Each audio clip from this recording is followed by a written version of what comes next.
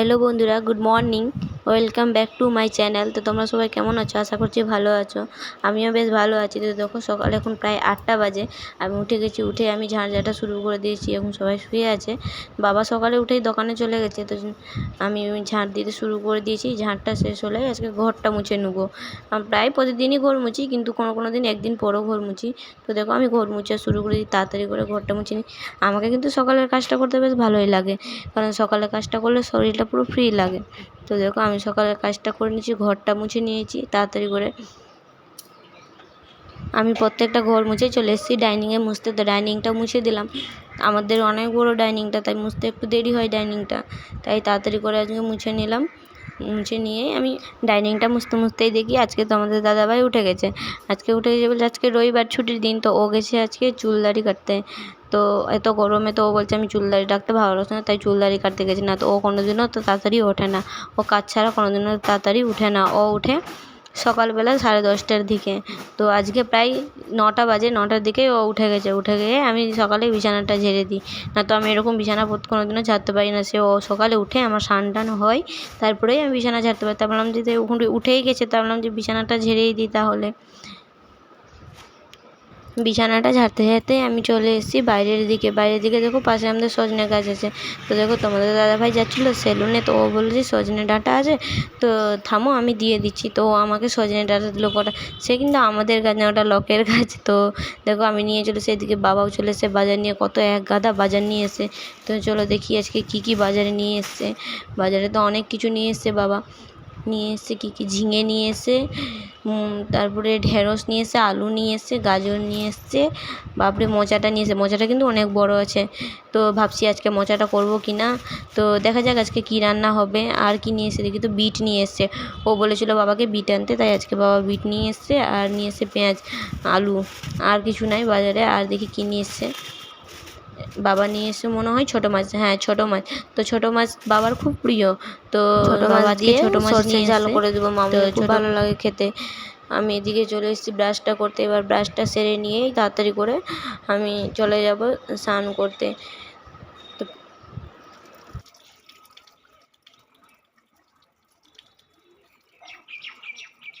তো আমি চলে এসেছি স্নান করতে। তো দেখো, এখানে মশারিটা আছে, মশারিটা দরকার পড়ে না, তো তাই ভাবলাম কেচে তুলে দিই। আর কটা ড্রেস ছিল, তাই ভাবলাম যে কেচে নিই।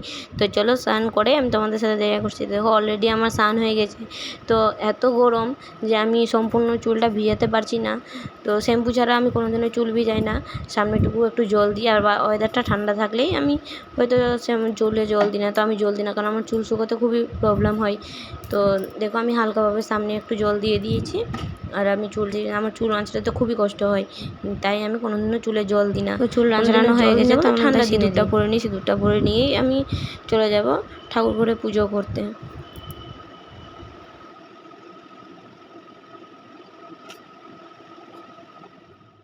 আমি চলে এসেছি ঠাকুর ঘরে পুজো করতে।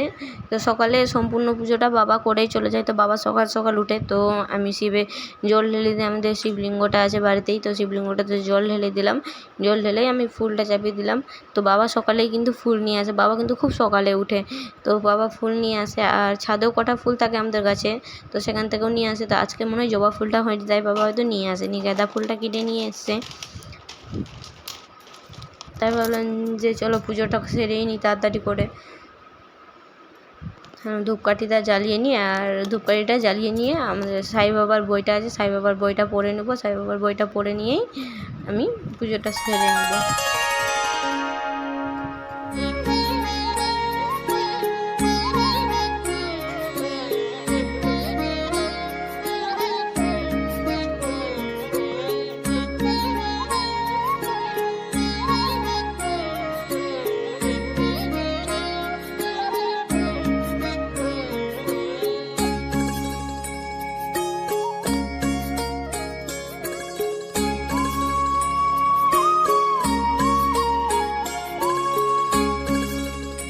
তো তোমরা দেখতেই পাচ্ছ আমার এখানে পুজো হয়ে গেছে।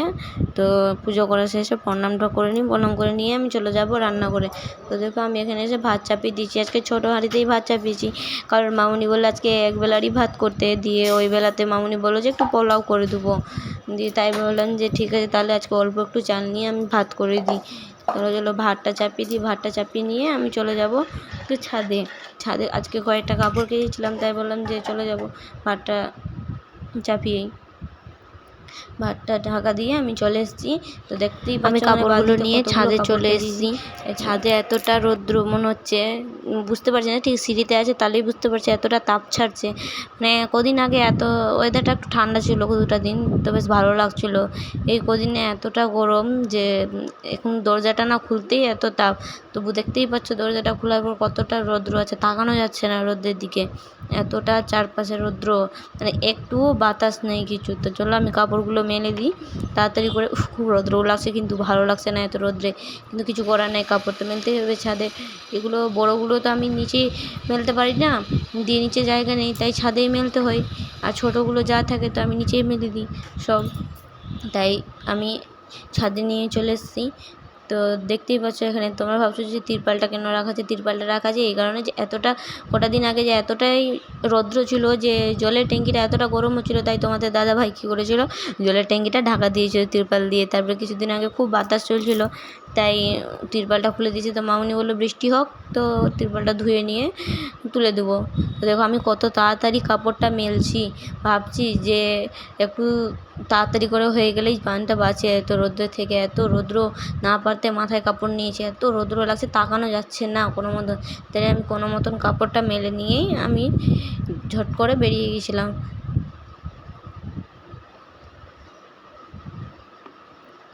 এতটা গরম আর এতটা রৌদ্র যে একদম পুরো অবস্থা খারাপ হয়ে গেছে এত রৌদ্রে।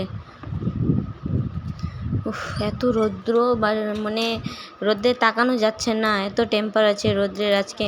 মানে কটা দিন আগে ওয়েদারটা খুবই ঠান্ডা ছিল, খুব ভালো লাগছিলো বেশ। তো এই আজকে থেকে এত রৌদ্র করেছে আবার, যে বুঝতেই পারছি না। তাতে ভাবি যে তার ছাদ থেকে নামলেই বাঁচি, যাই হোক নিচে এসে তাও একটু শান্তি পেলাম।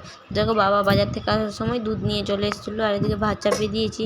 তো বাবা প্রতিদিন দুধটা নিয়ে চলে আসে বাজার দিতে আসতে গেলে, আর বাজার দিতে থাকলে তো বাবা আসার টাইমে নিয়ে আসে একবারে দোকান থেকে যখন আসে। তো এদিকে আমি দুধ চাপিয়ে দিয়েছি, এদিকে ভাতটাও চাপিয়ে দিয়েছি। এতগুলো সবজির মধ্যে ভাবছি যে আজকে কী রান্না করব, তাই ভাবলাম যে ঝিঙে আলুর তরকারি করে দেবো, আর ছোটো মাছ নিয়ে এসে ছোটো মাছের সর্ষে ঝাল করে দেবো। মামনিরও খুব ভালো লাগে খেতে, আর সবারই খুব ভালো লাগে খেতে, তাই ভাবলাম যে ঝিঙেটা তাড়াতাড়ি করে কেটে নিয়ে আর রান্নাটা করে নেবো। এত গরমে সবাই তো তাই ভাবে যে যত তাড়াতাড়ি রান্নাটা সেরে নিলে তত তাড়াতাড়ি ভালো। তা জানি না তাদের কি মনে হয়, কিন্তু আমার এতটাই গরম লাগছে যে না পারতে রান্নাটা সেরে ফ্যান চালিয়ে রান্না করতে হয়। তো জানি না তোমাদের রান্নাঘরে কতটা গরম লাগে, কিন্তু আমাদের রান্নাঘরটাতে প্রচুর গরম লাগে, প্রচুর। তো বুঝতেই পারছেন তাহলে সবারই রান্নাঘরে এতটা গরম হবে, আর এদিকে গ্যাস চলছে তার মধ্যে আরও গরম লাগে। তারপরে দেখো এদিকে মামুনি পুজো করতে বসে গেছে, মামুনি এখন পুজো করছে, পুজোটা হয়ে গেলেই।